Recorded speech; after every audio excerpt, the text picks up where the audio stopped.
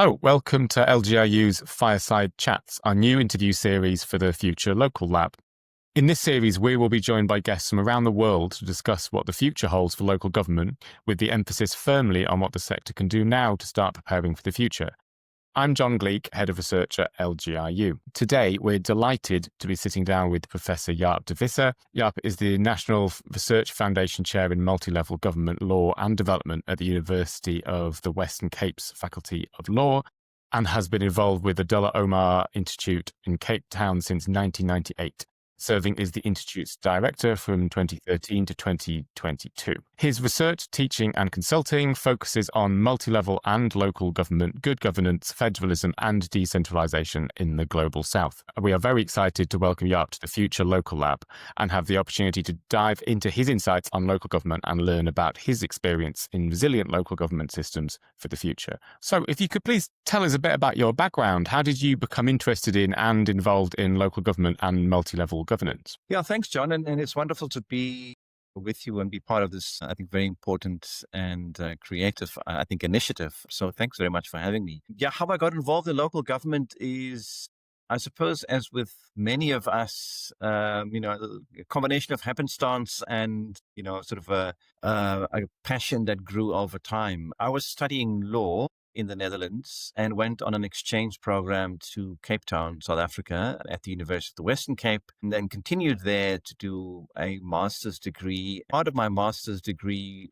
was a internship in the Parliament of South Africa at the time. So I went to work in Parliament in 1998. When I was there, there was quite a groundswell of interest in local government in Parliament because there was a whole suite of legislation reframing local government that was tabled in Parliament when I was there as an intern. So I was immediately immersed into issues around how to demarcate municipal boundaries, what role mayors should play, what the function of councils should be, how local government should be elected. All those kind of big fundamental changes and questions were being addressed in Parliament as I was there as an intern, working on it and making contributions. And that's where it all started. It sort of never let go of me. I then did my master's thesis in the topic, continued to do my PhD on the topic of local government in South Africa, and continued working in that sector ever since. Essentially grew through the ranks, climbed the ranks of the various academic positions at the University of the Western Cape, became the director of the Institute, the Dullah Omar Institute, for 10 years, and then assumed the position of National Research Chair, as you mentioned earlier. So it all started essentially with a student position as an intern in the Parliament of South Africa. So that's the background story. It's great to hear that story. So for our international audience, could you please provide a bit of background on South Africa's local government system? Yeah, no, it's a very interesting and important question in terms of what the role of local government is in South Africa. I mean, it has a very checkered past. Until 1994, local government in South Africa was essentially an instrument in the hands of the apartheid government. So the apartheid government made sure that each sort of so-called racial category in South Africa had its own local government system. So the white people, as they were classified back then, had fully functional, state-of-the-art local government services, could elect their councillors, and basically had a fully functional local government system.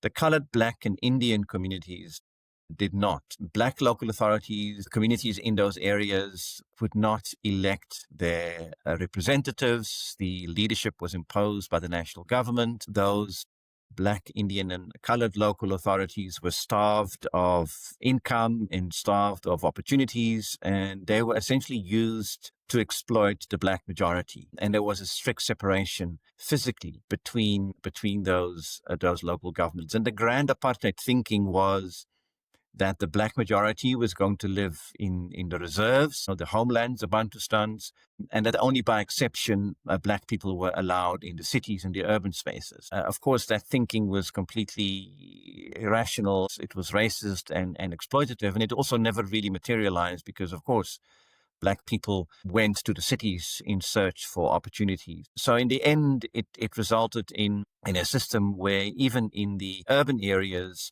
The apartheid thinking was that the racial categories had to be separated. In a so-called Group Areas Act was adopted, and a whole suite of legislation that essentially racially separated various communities in South Africa, and not equally separated them, but separated them in a way that essentially facilitated the exploitation of the black communities as cheap labor, residing in dormitory, ill-serviced townships, but contributing their labor in the wealthy suburbs and the wealthy city centers. So it was a very cruel and exploitative system. And that, of course, had to be reformed in the 90s, after 1994. So what emerged from that massive reform is a system now of obviously integrated local authorities. We have 257 municipalities comprising of 8 metropolitan municipalities and the rest district and local municipalities. They're obviously all integrated, protected by the Constitution in terms of their powers and their budgeting and personnel powers and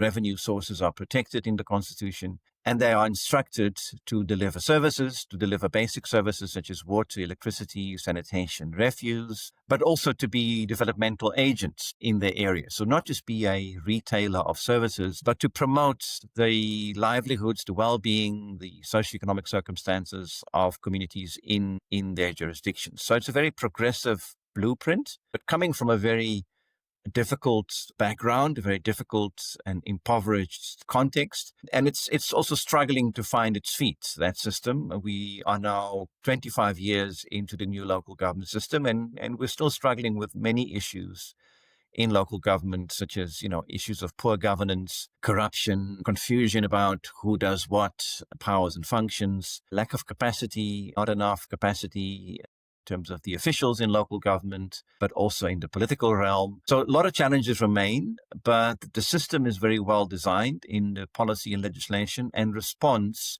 I think, to a very deeply problematic context of the apartheid system of local government. So that by way of a brief introduction, John. Thank you. That's really helpful and interesting to hear. So reflecting on your contributions to academia and consulting and your work with numerous organizations and local authorities, I guess a couple of questions. So what do you consider to be the most significant challenges and opportunities facing local government in the realm of multi-level governance? And also, how do you see these challenges being addressed across different countries? Well, I'm going to answer that question with reference to my area of work, which is mostly in the so-called global south, countries on the southern hemisphere mostly that are not part of the Western developed world, but that are finding their way in terms of fashioning a role for local government. And I do most of my work on the African continent. And there we see that most of the challenges in terms of local government is that local government is still seen as let's say just at the bottom of the food chain. It is seen as the lowest level of government, often operating under very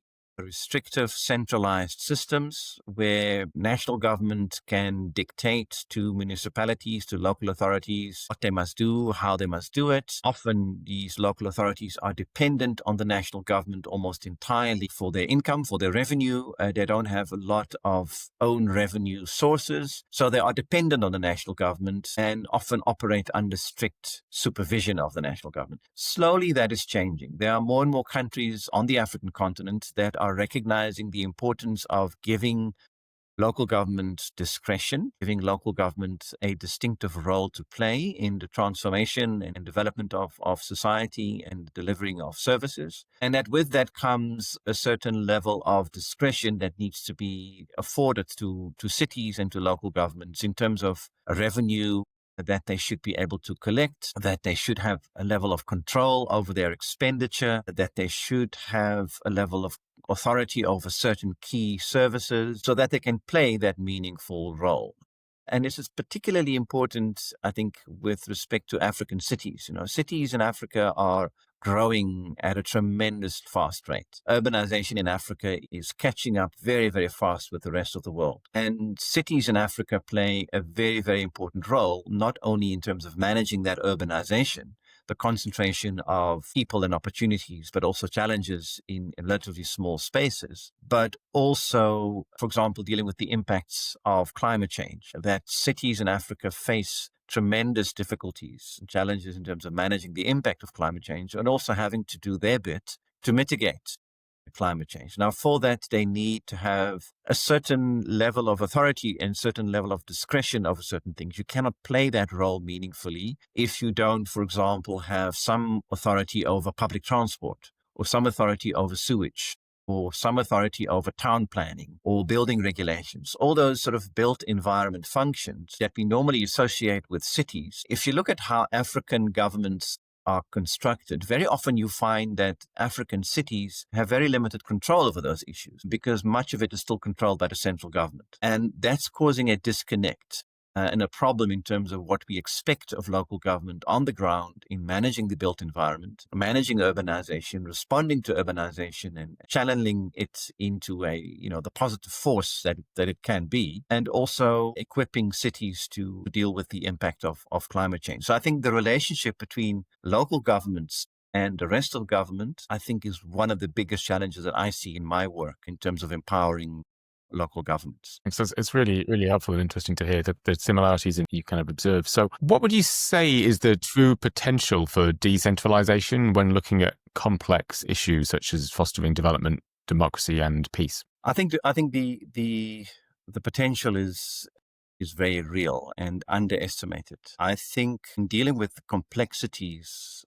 of society and the challenges that we face, particularly in the global south, it's critically important to bring in communities, to bring in the power of communities taking charge of their own lives together with local leadership, democratically elected and responsive leadership. And that dynamic you can only really achieve at a local government level with a significant degree of decentralization. If the local leadership is imposed by the center or heavily controlled by the center, either politically or otherwise, communities don't trust that leadership and don't trust it to partner with communities to take charge of those issues. So I think the potential is there. And for that, what's needed is, in the first instance, a very well-designed system of decentralization that balances, in my view, three things. The one is a degree of discretion, as I mentioned, autonomy, that local authorities have elected leadership, are protected in terms of their status. They cannot be willy-nilly abolished by the central government. Their boundaries are determined in an objective way. They have some level of control over revenue. They can raise some of their own revenue, and they have relevant functions and powers that they can exercise. So that's the autonomy part. What's also important in that design is a level of oversight,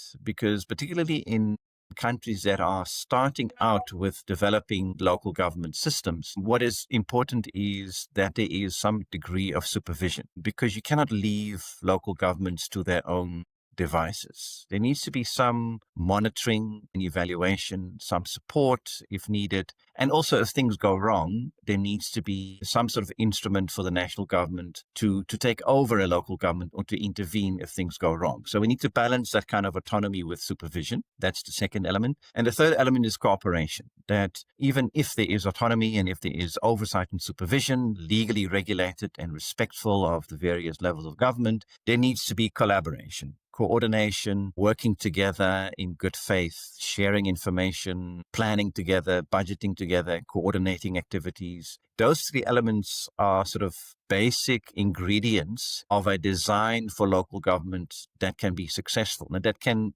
maximize the benefits of decentralization in terms of empowering communities, giving a voice to specific groups that will feel recognized and involved in society, dealing with issues of efficiencies at local level, effective delivery of services, democratization, all those sort of benefits that we often list of empowering local governments. You can maximize those if you have a good design and a good implementation of a local government system. And in many of the countries in the global south, those systems are still not really well designed and well implemented. Thank you. It's really interesting to hear that kind of, as you described, sort of the ingredients list to kind of achieve that, those kind of the benefits of that type of development. My next question would be around, what else do you see as the sort of critical elements that are required for kind of really genuine and sort of transformational implementation of decentralization, particularly thinking about what relationships would be needed and the dynamics of those relationships, and how can local governments be sort of empowered to achieve that? Well, there's many aspects to that. And I'm again going to answer it in terms of the experience that I have and, the focus that I have, which is slightly institutional and legal. That's sort of my expertise, as a constitutional lawyer. But I think it's a very important one in practice because what I've seen, particularly across the African continent, is a lot of rhetoric about local governments. There's hardly any country on the continent that is not proud to have a development-oriented, community-empowering system of local government. They will all say it's in their policies and on their political platforms. The proof of the pudding is in the eating. How do you really approach local government? And I've realized that one of the key ingredients is, and this is where it does become a bit lawyerly, is does a country have the appetite to also allow local governments to say no to the national government in a way that is legally tenable and allow even the courts to protect the status of local government? And there we see very few countries on the African continent that allow that. For example, Uganda is one of the countries on the continent that was the first in recognizing local government and having a constitution that spoke very highly of local government. But the courts in Uganda have never protected local government against any sort of interference by the national government, where the national government imposed decisions on local authorities. So the system of local government remains kind of a bit of a stepchild of the national government. South Africa has made a different decision. The local government was entrenched in the constitution, protected in the constitution, and if the national government passes a law or makes a decision that a city doesn't agree with, it can go to court and challenge that decision. And if the court agrees, the court can side with the local government. And it has done so on many occasions where the court said, well, national government, you're simply going too far. You are interfering in the affairs of local government, and that is against the Constitution. And I think that's an important ingredient, and it has to do with the rule of law. And so there must be respect for the rule of law in equipping local government with meaningful roles and responsibilities. Because if it's not part of a respect for the rule of law, then, those roles and responsibilities and expectations and funds can be given and can be taken away by the national government willy-nilly. And that doesn't really empower municipalities to do what is right for their communities, because they will forever be expecting handouts from the national government or trying to appease the national government or otherwise sort of not be productive local governments. So I think the rule of law actually is also an important element of a good local government strategy. Thanks. It's really interesting to think about how that would relate across sort of national and international contexts as well, but I'm sure LGIU members and international audience would be interested in. Are there any lessons, therefore, for how national and central governments can work well to achieve what you've just described? I think the one important lesson that I have picked up over the years is a solid and robust and well thought through design, which must be entrenched in the Constitution, must not be based on concepts and ideas from other countries, but must be based on what makes sense for that specific country, based on its own history and its own practice and political culture. An important element is also respect and tolerance for political diversity, that when you have a system of decentralization, it is inevitable, if that system includes locally elected leadership, it should be inevitable that you're going to have different politics at different levels. Not every city is going to have the same politics as a national government, and not every district or every regional council is going to have the same politics as the national government. So there's going to be political differences. And unfortunately, we see that kind of tension often becomes destructive and is not respected, where the national government does not respect the political diversity that comes with decentralization. So that's an important lesson, that you need to respect that diversity, not only in terms of allowing another level of government to have a different government or a different politics, but also to still work together with it, because you can have different political persuasions, but you must still collaborate around infrastructure and planning and climate change and crime and all of the big challenges that we face in urban settings. So that kind of collaboration across political divides is very important. And unfortunately, on the African continent, that's not something we are very good at in many of our countries. And I think that's another important lesson to pick up on. Thank you. And We talked at the beginning. You outlined your career and the work you do. So, how has your work for the International Association of Centres for Federal Studies influenced your perspectives on federalism and local government? And again, do you think are there also sort of valuable lessons you've learned from that collaboration? Yeah, my work for the IACFIS, for the International Association of Centers for Federal Studies, it's an academic association of bodies that across the world that do work on decentralization and federalism. And federalism is a bit of a dirty word in Africa. We don't really like the F word very much. There's not many countries that proudly proclaim themselves to be federations. It's only sort of Ethiopia, Nigeria, and a few other countries that explicitly call themselves federal. In most countries, federalism is sort of seen as a bit of a strange concept that emphasizes sort of division and ethnicity and religious differences. And for good reason, there's ambiguity around the term. But the issue of empowering local government in a multi-government setting borrows from concepts that we also use in federalism, because you're talking about empowering a lower level of government with finances, with authority. So there's a lot of overlap in the concepts that we use in federalism around the empowerment of states and regions, and the concept of local government, the empowering of local government. So in that sense, there's a lot of overlap academically and scholarly between all those areas, even though on the African continent, federalism is not a very popular concepts, barring a few exceptions. And my work in that area, what has also taught me that, interestingly, if a country is proudly federal for whatever reason, that has to do with its own history and its own sort of development, if it is proudly a federal country, usually local government comes off second best. That's a bit of a trend that we see, because in the end, the division of authority between levels of government is a bit of a zero-sum game. So if you have a strong national government and a strong state, there's no more space for a strong local government because all the power and energy has been taken up. So in unitary states, where you only have a central government and a local government, usually there's more space for local governments to exercise their power and be sort of fully fledged partners in government. That's sort of a bit of a trend that we see when we look at federal countries and unitary countries.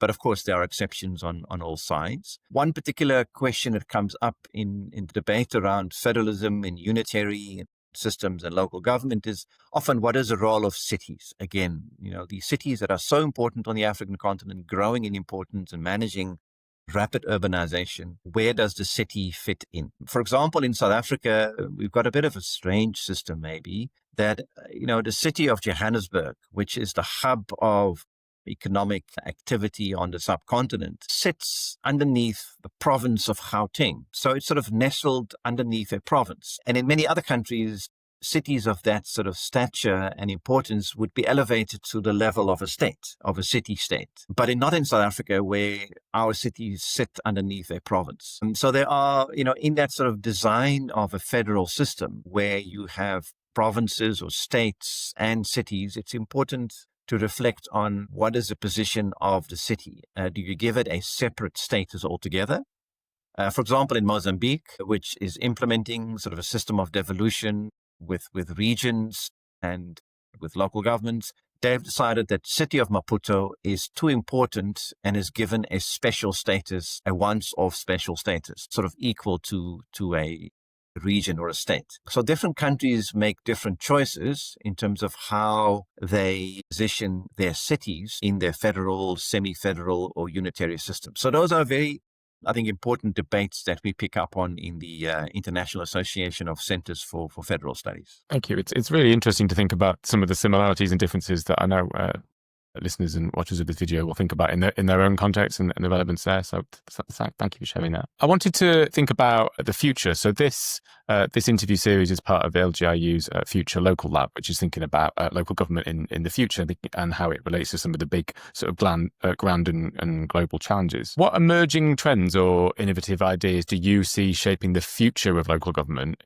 in South Africa and beyond? It's a bit difficult to answer that question with respect to South Africa at the moment, because at the moment, local government in South Africa is a little bit in the dog box, because there are so many challenging issues that are sort of clouding the power of innovation and creativity in local governments. We're so concerned about corruption and about capacity that we tend to overlook, this creative and innovative power that resides in local governments. And I think where I see most of the potential in terms of innovation is really about local governments taking hands with communities and businesses and coming up with innovative solutions to challenges that are there in communities. I think on the African continent, we are a bit too focused on the institutional and governance dimension to local government, and we overlook the power that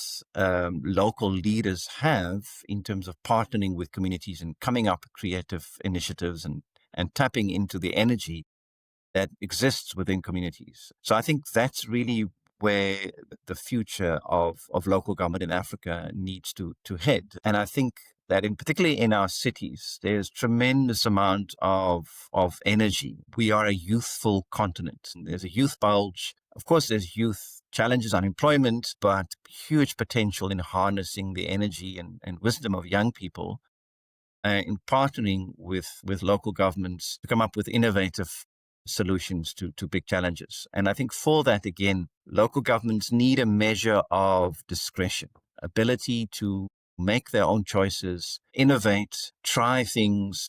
And if something fails, if an experiment fails, it will fail in that locality and not everywhere. And that's the beauty of decentralization, that you can encourage local governments to innovate. And if it fails, it will only fail in that locality and not everywhere, as opposed to a national experiment where everyone succeeds or fails with the same experiment. And if the experiment succeeds, it can be replicated by other local authorities. So I think that, for me, is the beauty of decentralization in facing up to the challenges that we face. Yeah, great.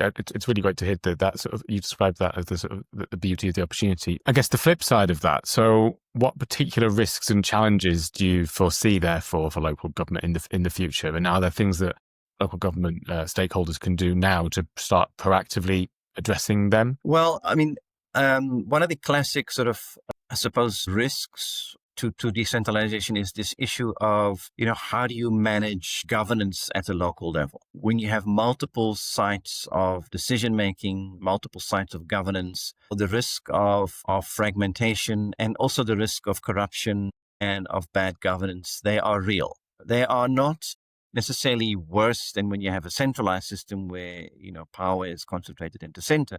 But nevertheless, we see also in South Africa, in local government, unfortunately, a lot of nefarious acts being performed in local governments, particularly when it comes to procurement of goods and services by local authorities, by employment decisions where people are recruited and appointed, not necessarily because they have the skills or the expertise, but for patronage or political reasons. And those are issues that really need to be addressed, because that is the Achilles heel at the moment, I think, of local government in South Africa. And for as long as municipalities do not govern themselves well, are prudent custodians of public funds, they will not earn the trust of communities, and they will not be able to capitalize on the benefits of decentralization and that power of innovation and creativity. So it does come down to good governance, fighting corruption. I mean, for example, one of the very pernicious challenges that we have in South Africa is where there are even, sort of problematic collaborations, I would almost say, between organized crime and local authorities, where organized crime infiltrates municipal administrations, damages government infrastructure, municipal infrastructure on the one side, and on the other side then secures maintenance contracts with that same municipality to repair the infrastructure. It's an example of a very nefarious scheme where local government allows itself to be captured by criminal elements. Now, those kind of issues need to be addressed and rooted out. Otherwise, local government will forever be in the dark box and will be seen as a dangerous experiment and will not earn the trust of communities that live within it. It's really interesting listening to, I guess, both your previous answers, thinking about the future, but then I guess sort of just going back to earlier answers, thinking about, I guess, the past and the present. There's real similarities and connections between,